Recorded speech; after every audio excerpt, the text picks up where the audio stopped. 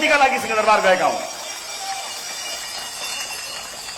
के माओवादीले पाएको थिएन र हिजो मत उसँग ताकत पनि थियो, उसँग आँट पनि थियो कुनै बेलामा, तर ढंग नपुर्याउँदा त्यत्रो ताकत र बल हुँदाखेरि पनि देशमा परिवर्तन आएन। हामीले पनि ढंग पुर्याउनु पर्छ साथी हो। मैले आँट ताकत र ढंगका बारेमा राजनीतिक प्रतिवेदनमा स्पष्ट पारेको छु। हामीसँग भएको जति आँट कसैसँग पनि छैन। हाम्रो आँट हुन्न थियो भने रातारात दुई पार्टीहरू मिलेर देशमा नयाँ समीकरण बनाउने अवस्था थिएन। मैले त्यसका लागि केही भन्नै पर्दैन।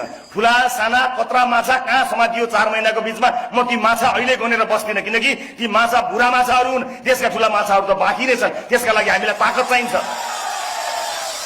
तर ताकत भयो भने रासोपाले गर्छ कि गर्दैन भन्ने कुराको ट्रेलर चाहिँ रासोपाले देखाएकै हो। त्यसैको परिणाम दुई दल मिलेकै हुन्। त्यसकारणले हामीलाई सत्तामा गइसकेपछि गर्न सकेनौं भन्ने छुट छैन। त्यस अर्थमा हामी गएका हौं। मैले राजनीतिक प्रतिवेदनमा यसबारे अझ धेरै स्पष्ट पारेको छु।